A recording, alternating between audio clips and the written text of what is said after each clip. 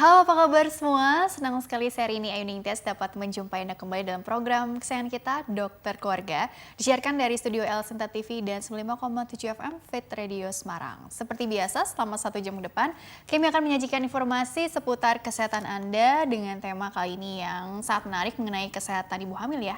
Yaitu lebih tepatnya stres pada ibu hamil di era pandemi COVID-19. Bagi Anda yang ingin bertanya, silakan kirim saja pertanyaan ke email kami di dokterkeluarga@tv@gmail.com. Acara ini juga bisa dinikmati di Spotify Dokter Keluarga. Dan hari ini tentunya kita kehadiran dengan narasumber kita yaitu Dr. Wahyudi Wirawan SPOG. Beliau adalah dokter spesialis kebidanan dan kandungan di Rumah Sakit Hermina Jatinegara. Kita sapa dulu Dr. Wahyudi yang sudah hadir di samping saya tentunya. Dokter, apa kabar? Baik, halo Rini dan ibu-ibu semua. Kabar baik ya dok ya? Baik dong, pasti. Wah, sehat. Luar biasa. Nggak lagi stres kan dok? Enggak. Oh enggak? Oke. Habisnya temanya tentang stres pada ibu hamil, pada ibu hamil di era pandemi COVID-19. Tapi gitu kita ya, tidak dok, boleh ya? stres. Tidak boleh stres, Tetap harus sehat. tetap sehat fisiknya, sehat mentalnya, apalagi lagi hamil begitu ya Betul, dok ya. harus menikmati kehamilan. Harus menikmati Iya. kehamilannya, harus happy gitu ya Harus dok ya. selalu happy. Harus selalu happy. Nah ini kan begini dokter, kan tadi ada kata-kata di tengah pandemi COVID-19. Iya. Alhamdulillahnya ini ibu-ibu nih yang lagi hamil gitu kan, kan harusnya tadi kan kondisinya tuh benar-benar lagi happy, betul, menikmati tadi harus dokter happy, bilang. ya. Tapi kan tahu-tahu ada COVID-19 nih gitu ya. Artinya kan nggak yang lagi hamil aja, kita juga hampir semua orang ikutan terkena dampaknya. Jadi stres juga sih. Nah, bagaimana nih kekhususan nih stres pada bumil di tengah pandemi COVID-19 ini menjadi sangat penting untuk dibahas. Karena kan kalau ibunya ini happy, babynya juga ikutan happy dong. Gitu. Jadi sebenarnya apa sih kaitannya gitu di awal-awal ini, apa yang ingin dokter jelaskan gitu. Baik. Jadi masa COVID ini memang menjadi suatu stresor sendiri ya bagi ibu-ibu hamil. Betul. Terutama yang baik mau hamil maupun yang sedang melaksanakan atau menikmati kehamilannya. Nah, bagi yang rencana hamil saya kira tetap dijalankan saja rencananya, tetap boleh hamil. Dan yang sedang hamil tentu ada modifikasi tertentu dalam hal mungkin USG-nya, dalam hal cara hidupnya, pola hidupnya, itu aja yang perlu dimodifikasi. Tetapi apakah boleh hamil? Tentu boleh. Boleh dong. Tentu boleh boleh. dong, Dan rezeki. harus ketika sudah hamil tetap harus dinikmati dan harus disayang-sayang kehamilannya. Disayang-sayang, Ya, dijaga betul. gitu Dijaga, ya. tetap harus dijaga. Oke, karena kan bagaimana ya kalau kita bicara waktu awal masuknya COVID-19 di Indonesia deh gitu ya. Betul. Itu kan pas baru-baru ini kan kalau tidak penting-penting sekali gitu ya nggak keluar rumah gitu Iya. ya. Terus juga kalau yang memang nggak ada kondisi gegawatan sebaiknya Tidak usah ke rumah sakit iya, ya, kontrol nggak usah ke rumah rutinnya sakit. Iya. ditunda dulu, dipending dulu. Waduh gitu kan. Jadi itu aja bikin stres gitu Iya, ya. betul. Tapi sekarang kan di tengah kebiasaan baru new normal ini kan alhamdulillahnya protokol kesehatan udah makin bagus Makin gitu ya bagus. dok ya. Jadi istilahnya yang tadi istilah dimodifikasi gitu ya dok ya. Iya. Pemeriksaan gitu. Apalagi tiap trimester kan ada tantangannya masing-masing Iya, nih, dok. betul. Selama 9 bulan ini kan ingin menjalani kehamilan itu dengan tadi Baik. penuh apa nih istilahnya? Penuh Penuh hati-hati, pengharapan. penuh harapan, penuh ketenangan gitu ya, penuh Iya. kedamaian. Iya, betul sekali. Jadi bagaimana dari tiap trimester ini juga tiap tantangannya kan juga perlu diperhatikan juga, dikelola stresnya Bu Ya, Dokter. betul. Jadi tiap suatu kehamilan itu ada 3 trimester ya. Jadi yang pertama trimester 1, ya dimana biasa ibu-ibu diawali dengan suatu keluhan seperti mual, muntah ya, bahkan mudah lelah. Dan nanti kalau sudah mulai sembuh mual muntahnya, mungkin dia sudah mulai merasa nyaman, mungkin rasa ingin makan akan lebih gitu ya. Nah, tentu harus disertai juga dengan pemeriksaan USG, di mana pemeriksaan trimester 1 itu diwajibkan sekitar 11 minggu sampai 13 minggu. Di mana itu periode terpenting untuk menentukan suatu dating ya. Dating kapan sih ibu ini bisa melahirkan gitu. Nah, nanti setelah selesai trimester 1 memasuki trimester 2 yaitu sekitar 18 sampai 22 minggu. Itu screening tahap kedua. Nah, di situ juga akan dievaluasi semua struktur dari janin tersebut. Apakah ada kelainan atau tidak, bagaimana pertumbuhannya. Nah, dan tentu dilanjutkan trimester 3 di USG usia 28 minggu sampai 32 minggu untuk melihat posisi janinnya, kondisi janinnya, berat badannya. Nah, memang kalau tanpa ada COVID ini sebaiknya memang rutin ya, Rini ya, harus dicek USG. Tetapi karena ada COVID ini tentu harus dimodifikasi. Jadi jarang-jarang, tetapi kita mengambil poinnya, poin di mana letak harus dilakukan USG sehingga bayi tetap terpantau dengan baik dan ibu pun tetap tidak worry dan dia tetap enjoy dengan kehamilannya. Gitu. Termasuk pada saat persalinan itu ya. Yes, Dok, ya? jadi nanti akan dikombinasi pada saat 36 minggu, the final date-nya akan dievaluasi layaknya lahir normal ataukah harus melalui suatu bedah sesar. Sesar atau normalnya gitu. gitu ya. Tapi tadi yang penting ada modifikasi dari kunjungan ke dokternya sendiri dengan standar protokol kesehatan yang sudah sering dibahas juga di sini gitu ya dok. Artinya nggak ada istilahnya harus takut-takut lagi atau bagaimana. Saya kira ketakutan yang berlebihan tuh tidak boleh kita cemas berlebih. Gitu ya. Tidak boleh kita taruh di benak kita ya. Tetap harus santai. Tahu juga protokol kesehatan sudah baik ya di setiap rumah sakit, apalagi di Hermina Jatinegara. Protokolnya sudah ketat dan nanti akan sangat menolong sekiranya ibu ke rumah sakit gitu. Ibunya aman, dokternya aman, babynya pun pasti aman. Kan harus dilihat ya faktor ibunya dan juga faktor janinnya. Betul. Begitu ya dok ya. Terus juga ininya begini dokter, kalau yang memang alhamdulillah sehat-sehat aja nih, tidak ada keluhan yang nampaknya mengkhawatirkan gitu ya, artinya ya udah deh gitu kan, artinya kita juga ikutan tenang gitu. Tapi kalau misalnya dari segi faktor resikonya nih, kita tahu misalkan tensi kita gak stabil nih, gampang naiknya, stres sedikit kok berasa agak-agak demam, terus agak-agak keliengan atau apa gitu ya dok ya. Belum lagi nanti gula darah, belum lagi mungkin faktor resiko lain ya, usia kehamilannya juga, usia diri sendiri juga gitu betul. ya. Jadi macam-macam gitu ya dok ya. Nah itu bisa disamaratakan nggak sih dok? Artinya modifikasi kunjungan ke rumah sakitnya itu tergantung dari faktor resikonya juga atau apa juga yang dilihat dari faktor ibunya ataupun faktor janinnya itu sendiri. Betul banget. Jadi yang tadi saya bilang itu kalau misalnya kondisi ibunya baik-baik aja ya, normal-normal aja. Tentu kalau ada faktor risiko, misalnya kita ada indikasi ibunya, misalnya hipertensi ya, usia ibu, berapa kali dia melahirkan. Oh ya, riwayat sebelumnya gitu ya. Ada riwayat sesar sebelumnya kah?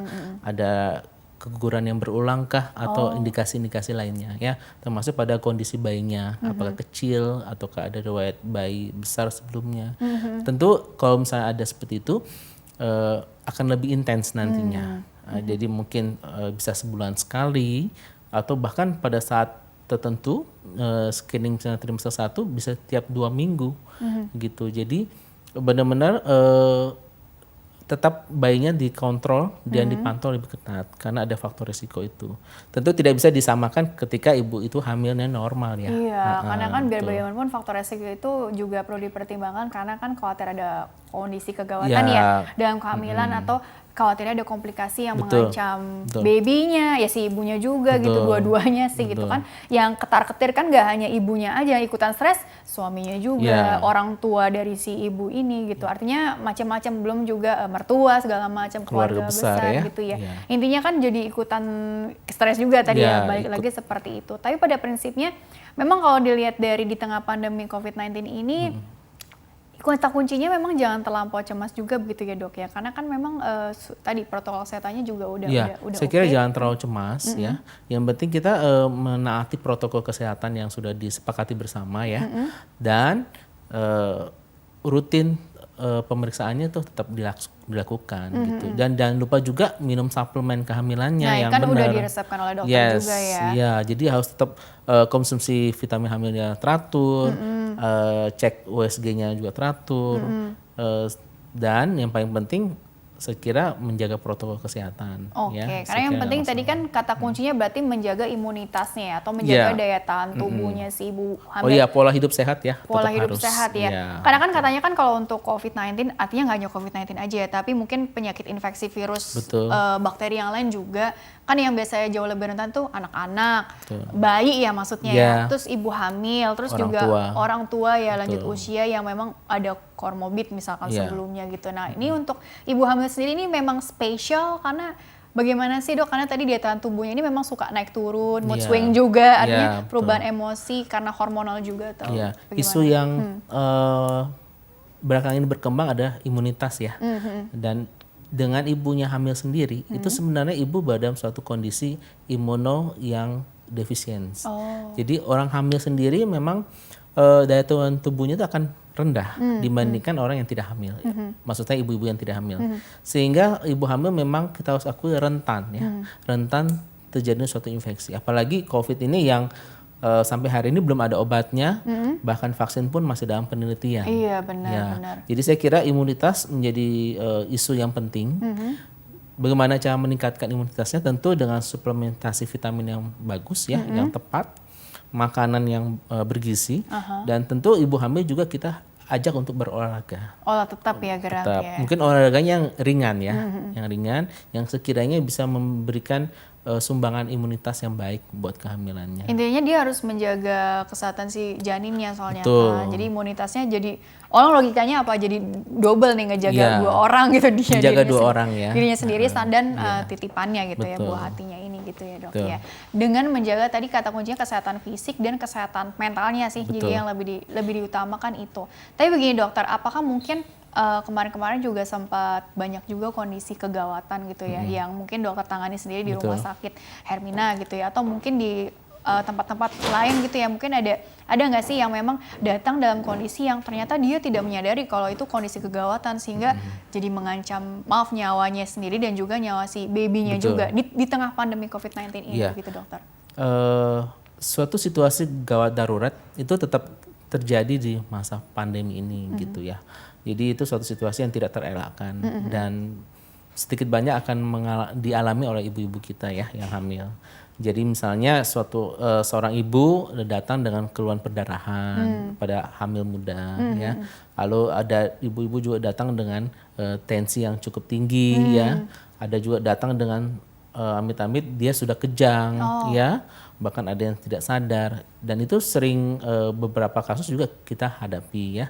Ya alhamdulillah sih bisa kita tangani ya. Tangani tapi dengan suatu protokol kesehatan juga harus lebih ketat. Misalnya pemeriksaan rapid test, ya, pemeriksaan PCR ya, tentu pemeriksaan laboratorium lainnya gitu. Tapi tetap ibu itu kita layani dan kita akan memberikan tindakan yang sesuai ya. Oke. Gitu untuk menyelamatkan ibunya dan juga bayinya. Dua-duanya gitu ya. Gitu. Jadi sebenarnya kan kita harus kenali juga ya penyebab stresnya itu apa sih. Iya. Kalau stresnya ini ada alasan yang jelas kan, misalnya memang ternyata ada tadi daya tahan Faktor tubuhnya risiko ya. lemah, ada faktor resiko yang jelas. Tapi kalau yang faktor resikonya sebenarnya nggak ada, tapi dia udah terlampau cemas yang berlebih juga karena situasi yang faktor eksternalnya ini, itu juga yang perlu diminimalisir dengan mungkin apa ya, saran dari dokter apa ya, kita cari-cari informasi yang bikin menenangkan lah ya, Betul. bukan yang membuat tambah stres gitu ya. Iya. Itu pengaruh juga nggak sih dok? Kan zaman sekarang kan ibu hamil udah sedikit ada keluhan begini langsung googling sendiri, Iya. cari tahu sendiri.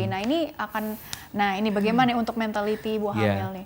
Jadi fenomena memang sekarang segala-galanya harus by Google, ya, by searching di internet ya. Ya, memang kita tidak bisa menyalahkan kemajuan teknologi ya. Cuma tetap informasi itu harus dipadu-padankan dengan informasi dari dokter yang bersangkutan. Oh iya, ya. pasti. Ya, jadi jangan melulu baca Wikipedia atau Google. Kadang-kadang kita memperoleh informasi yang setengah-setengah ya, setengah-setengah dan tidak sesuai dengan gambarannya yang sebenarnya. Ya tentu harus tetap dikomunikasikan dengan dokternya ketika itu ada keluhan ya, ada sesuatu yang dirasakan berbeda dari waktu ke waktu yang sekiranya mungkin berhubungan dengan kehamilannya. Misalnya ada flek yang keluar ya, ada gerakan janin yang berkurang gitu ya, atau keluhan lainnya. Jadi ya oke dengan teknologi, tapi tetap harus ada barengi dengan konsultasi dengan dokternya. Tapi ya harus dipastikan dulu nih, ini sumbernya kan belum tentu akurat juga yang kita Iya, baca. belum tentu akurat. Dan untuk lebih detailnya tanyakan langsung ke objinnya, barangkali ada pemeriksaan yang lengkap juga yang diperlukan gitu ya. Jadi yang penting supaya jangan terlampau ngambil kesimpulan duluan, udah keburu stres duluan, padahal belum tentu juga kenyataannya seperti itu juga gitu ya dok ya. Oke, baik dokter, kita jeda dulu sebentar ya, nanti lanjutkan di segmen selanjutnya ya. Baiklah pemirsa, jangan kemana-mana, tetaplah bersama kami. Kami akan kembali sesaat lagi.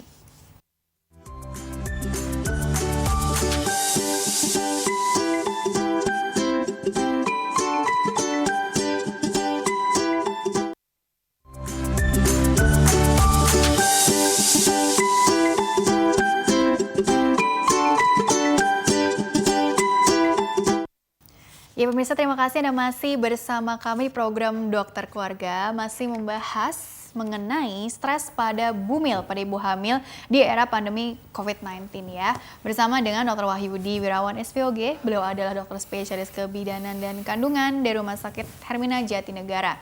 Dokter, dilanjutkan kembali ya dok ya.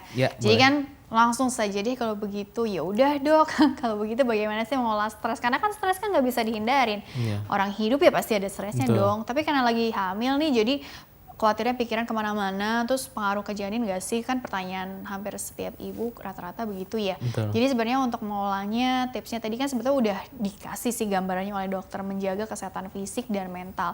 Tapi mungkin yang perlu ditekankan lagi nih, makannya yang seperti apa, jangan sampai malnutrisi atau berlebihan juga salah juga. Jadi bagaimana sih, karena ada hormonal juga nih, masalah hormonal yang kadang-kadang bisa merusak segalanya Ya, juga ya, merusak dalam tanda segalanya. kutip ya. Jadi bagaimana itu solusinya juga dokter? Ya, jadi kalau misalnya hamil, tentu pertanyaan yang paling sering ditanyakan ke dokter ya, bagi ibu hamil, dok saya bisa makan apa saja, gitu. Karena memang makan merupakan suatu entertainer tersendiri ya, bagi seorang manusia. Jadi kalau misalnya hamil, tetap boleh makan apa saja boleh ya. Mau makan yang pedas boleh, makan es krim boleh. Apalagi kalau misalnya ibu-ibu ini mengalami mual muntah ya pada saat trimester awal.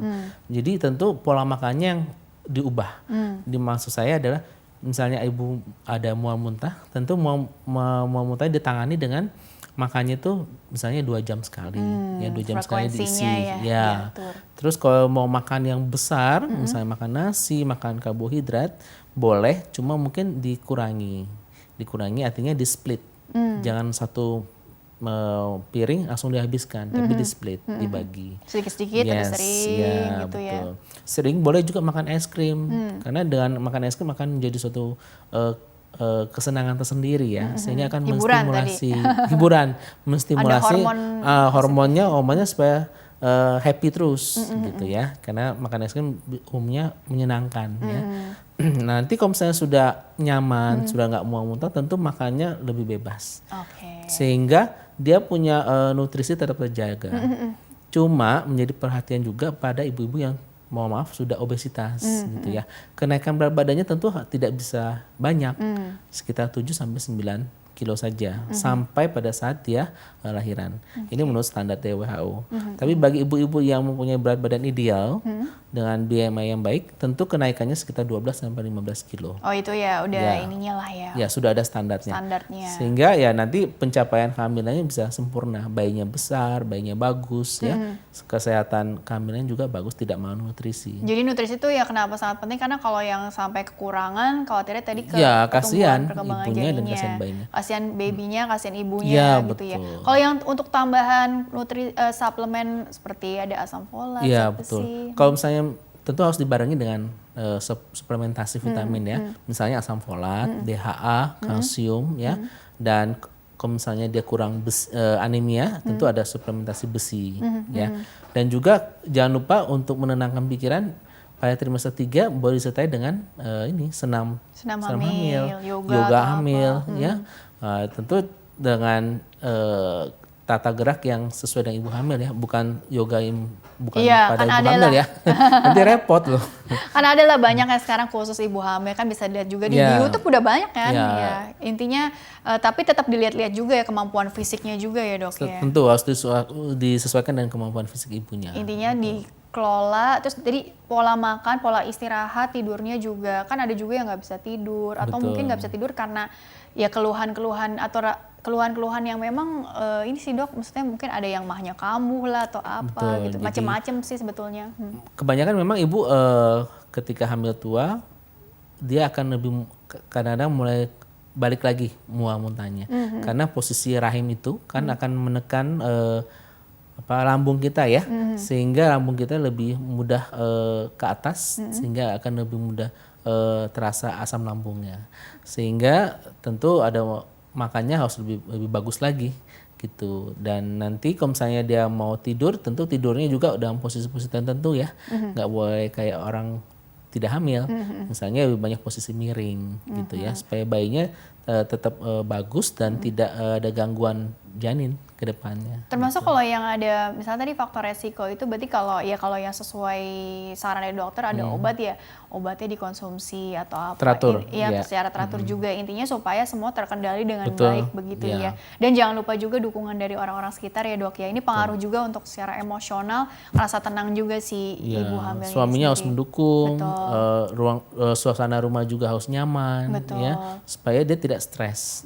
Dan mudah-mudahan nanti pada saat persalinan juga lancar ya. Iya, mungkin juga sumber stres kan macam-macam ya dok. Ada yang memang masih kan aktif nih kerja nih, misalkan ibu bekerja terus juga lagi hamil gitu ya. Jadi belum lagi tengah pandemi. Nah itu jadi tantangan tersendiri juga begitu ya dok. Ya. Artinya mungkin yang penting adalah diseimbangkan aja kali ya dengan Harus kerja, istirahatnya, have fun-nya tuh juga jangan ditinggalkan juga. Tetap harus have fun. Iya, oke. Kita masuk pertanyaan dari email dulu ya. Karena ini Boleh, pertanyaannya silakan. panjang-panjang gitu ya. Gak apa-apa. Nanti bisa dokter beri tanggapan satu persatu ya. Okay. Jadi bagi pemirsa yang ingin bertanya via email, silakan kirim saja pertanyaan ke email kami di dokterkeluarga@tv@gmail.com. Format lengkap di bawah ini.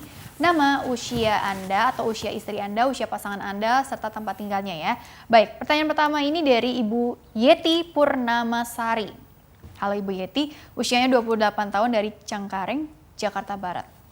Dok, saya kan dulu hamil pertama nih April nih 2018, tapi pada saat waktunya lahir, anak saya meninggal di dalam rahim ya, karena air ketuban rembes dengan air kencing, dan itu saya lahir secara sesar karena meninggal sudah 4 hari di dalam rahim.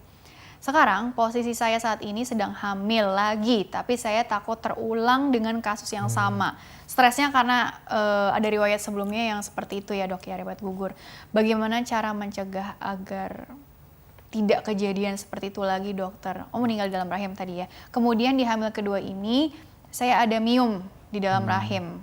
Nah, bagaimana itu dokter? Bagaimana caranya agar tidak terulang seperti kejadian anak pertama dokter? Terima kasih. Nah, ini kita prihatin juga ya Ibu Yeti, tapi bagaimana tanggapan dari dokter untuk Ibu Yeti ke depannya supaya jauh lebih tenang dengan riwayat yang seperti itu ya dok ya? Tentunya kan kepikiran ya dok ya. Betul. Baik, terima kasih Bu Yeti. Memang suatu situasi yang sulit memang dihadapi karena ada suatu riwayat yang tidak nyaman ya pada kehamilan sebelumnya, dan memang siapapun itu pasti mempunyai perasaan yang sama ya. Dan kedepannya tentu harus dijaga yang ada sekarang nih. Nah tentu kita harus mencari tahu dulu kemarin itu penyebabnya apa ya. Yang kedua, yang kedepannya ini bagaimana. Nah jadi nanti tentu harus dilakukan konsultasi dengan ketat dengan dokter yang bersangkutan, dokter SPOG-nya ya. Tentu bagaimana siasatnya, misalnya USG-nya harus lebih rutin ya, pemeriksaan USG-nya harus yang lebih detail gitu ya. Nah untuk dari segi ibunya sendiri ya tentu ibunya tetap harus konsumsi makanan yang sehat ya, olahraga yang teratur. Dalam masa pandemi ini tentu protokol kesehatan tetap harus dijalankan ya. Tetapi mungkin lebih pada pemeriksaan kehamilannya harus lebih teratur. Pemeriksaan kehamilan lebih teratur, terus juga tadi USG-nya lebih detail lagi ya dok ya. Karena apa nih, kan suka apa sih yang bisa diketahui dari USG kan bisa macam ya, tergantung dari untuk melihat, alatnya juga gitu ya. Tergantung dari alatnya, terutama untuk melihat ada nggak suatu kelainan pada bayi yang saat ini ya, saat ini. Mudah-mudahan sih tidak ya. Tapi dengan teraturnya USG, dengan mesinnya yang bagus, tentu akan menunjang kesemuanya itu. Kalau untuk kondisi ada miom lah, ada kan suka ya ada kista, nah itu kan sekalian ketahuan juga kok nanti.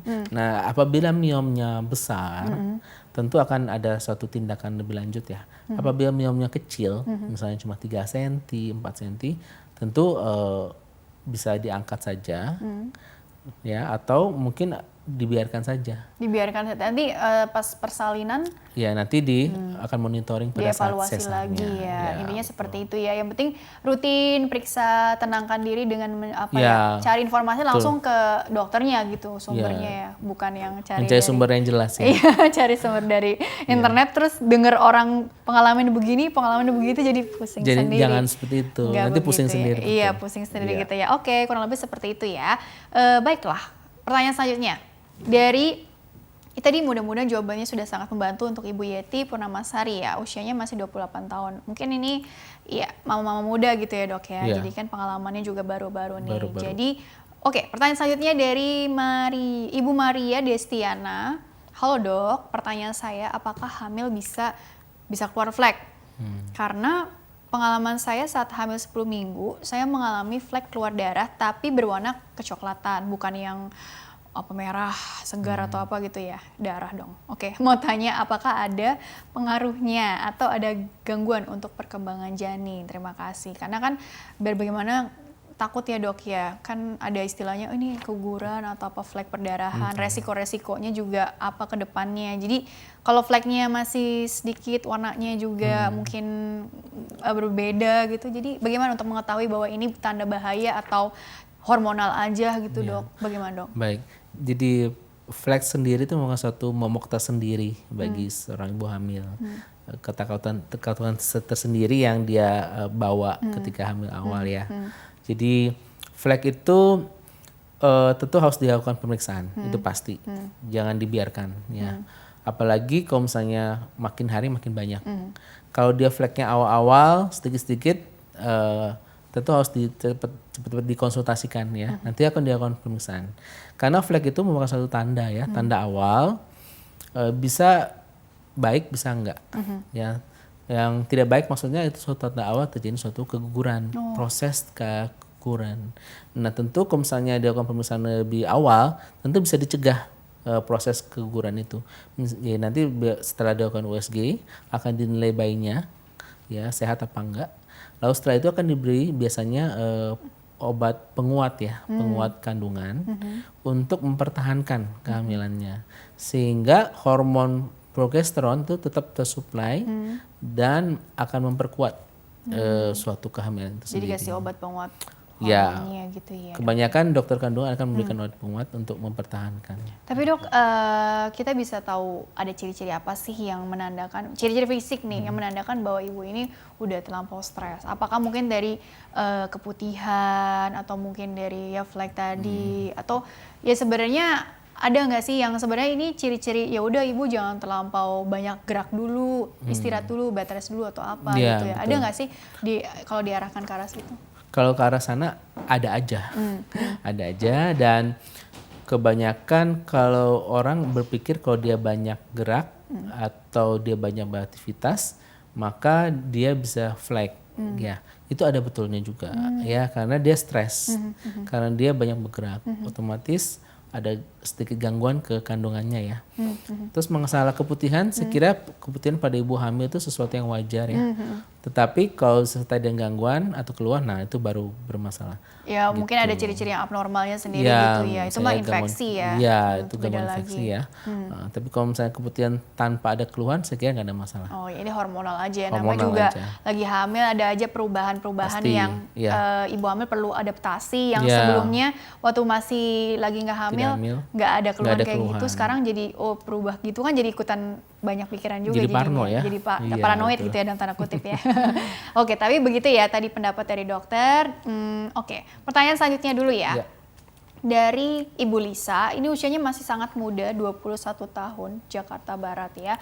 Dokter, saya kemarin sempat hamil selama 6 minggu 5 hari. Berarti 1,5 bulanan ya. Namun sekitar bulan Juni ini saya mengalami flek perdarahan yang membuat, nah ini flek lagi nih, flek perdarahan yang membuat saya dilarikan ke IGD. Lalu saya dikasih obat penguat hormon 200 mg, namun keesokan harinya saya keguguran gitu ya. Itu kenapa dok? Apakah dosisnya terlalu tinggi dok? Terima kasih. Oh jadi ini masih bertanya-tanya ya, apakah penyebab kegugurannya itu obatnya dosisnya terlalu tinggi atau memang ada kondisi lain yang kita perlu cari tahu? lagi. Jadi kan ini kan masih dalam proses penerimaan gitu ya dok ya. Jadi bagaimana supaya kita bisa mencernanya dengan baik? Mungkin ada second opinion apa melihat situasi yang seperti sekarang ini dok, yang dialami oleh Bu Lisa ya baru-baru ini Juni ini ya. Jadi situasi ini sama seperti yang ibu sebelumnya ya, sama kurang lebih ya. Cuma ibu sebelumnya ini lebih pada ancaman keguguran, jadi dia belum gugur, sehingga tentu bisa dipertahankan, mudah-mudahan bisa dipertahankan.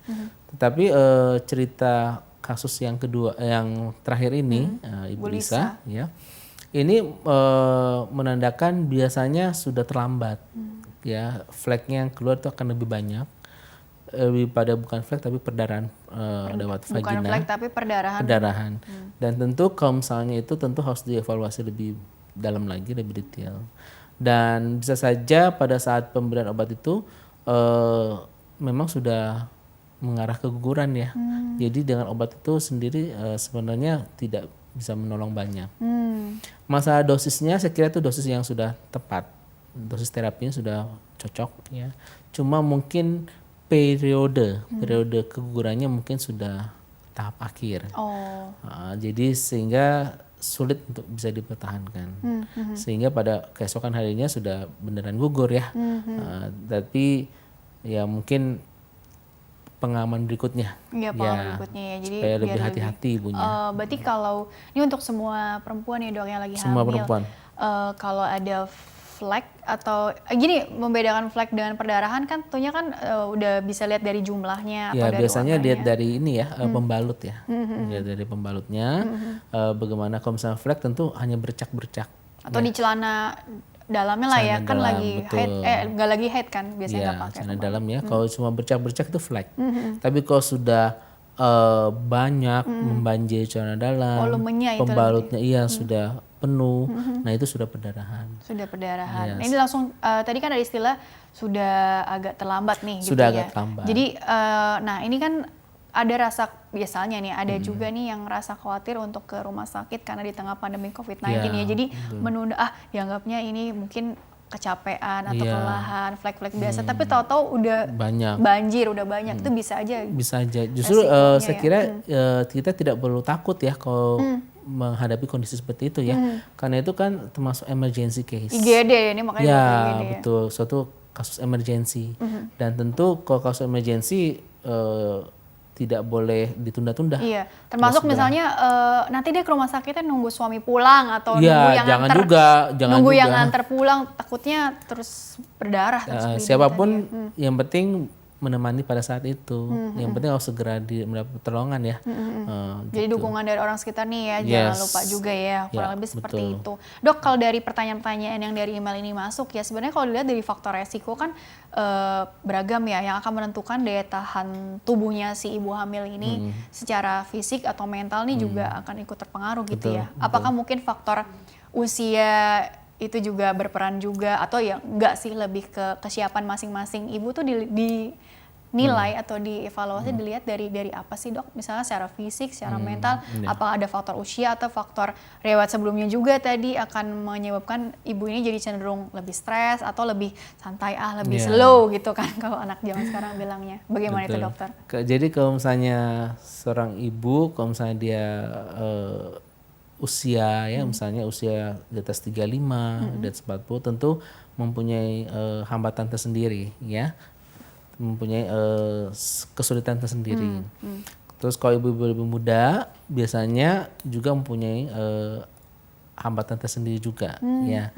Jadi intinya sih ya kita enjoy aja ya, nikmatin aja, rajin kontrol yang teratur, dan mudah-mudahan dan dengan adanya faktor risiko itu bisa dideteksi lebih awal kalau misalnya ada masalah gitu. Terutama juga kepada ibu-ibu yang hamilnya banyak nih, misalnya hamil ke-5, ke-6, wah tentu itu sudah menambah faktor risiko gitu. Atau mungkin juga yang hamilnya kembar atau apa hamilnya gitu kembar ya. apalagi gitu 3. Ya.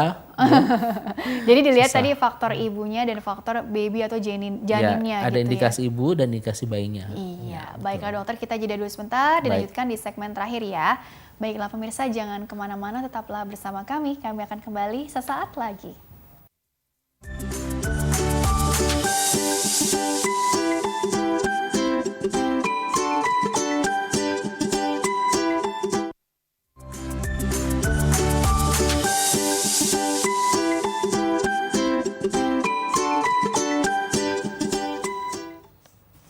Ya pemirsa, terima kasih Anda masih bersama kami di program Dokter Keluarga. Masih bersama dengan Dr. Wahyudi Wirawan SPOG. Beliau adalah dokter spesialis kebidanan dan kandungan dari Rumah Sakit Hermina Jatinegara. Masih membahas mengenai stres pada ibu hamil di era pandemi COVID-19. Dan dokter dilanjutkan kembali ya. Mengenai sekarang aku mau minta tipsnya sih, karena kan tadi setiap trimester ya, tantangannya itu beda-beda dan belum lagi karakter si ibunya ini atau bawaan masing-masing orang tuh beda-beda. Ada yang memang tadi biasa aja gitu kan, walaupun ini kehamilan pertama juga, tapi ada juga yang sedikit-sedikit stres, jadi kan mempengaruhi imunitas juga ya. Apalagi menjelang persalinan nih, yang tentunya kan udah mendekati tanggalnya gitu kan ya. Jadi apa yang perlu dipersiapkan juga ya, entah itu dari ibunya ataupun pasangannya juga ya, biar bantu menangkan gitu loh, pahami karakter masing-masing pasangannya juga. Jadi kira-kira bagaimana nih tips-tipsnya juga dokter?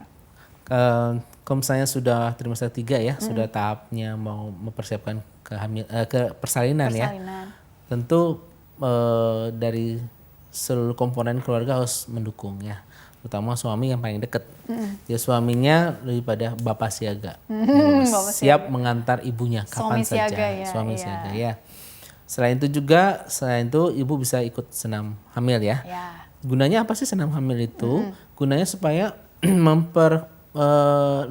melenturkan jalan persalinannya nanti, supaya lancar, nggak ada masalah, persalinan juga tepat waktu ya. Selain itu juga persiapan yang harus kita lakukan adalah pemeriksaan, beberapa harus ada pemeriksaan, misalnya rapid test ya, PCR ya, yang mana gunanya itu bukan untuk siapa-siapa, tapi untuk keamanan ibu sendiri, keamanan bayinya terutama. Termasuk yang ngantar juga apa ibu hamilnya? Ibunya aja. Nah, juga keamanan para medis dan medisnya yang melakukan pertolongan pada saat itu. Saling melindungi. Ya, jadi memang ini ada ekstra pemeriksaan yang mungkin berbeda tahapnya sebelum pandemi COVID ini. Tapi semata-mata ini untuk menjaga keselamatan, kesehatan orang-orang yang mendampingi ibunya pada saat hamil itu. Oke, tapi ya untuk persalinan sendiri insya Allah aman. Mudah-mudahan aman, lancar, gak ada masalah gitu ya. Artinya kan ada yang khawatir, bagaimana nih persalinan pada saat pandemi nih, ruangannya bagaimana? Terus saya kira ruangannya pasti bagus ya, pasti bagus, bersih, dan pasti aman. Dan biasanya kita menggunakan chamber, delivery chamber, yang akan memberikan suatu suasana nyaman tersendiri bagi ibu-ibunya, dan paling penting juga privasinya ya.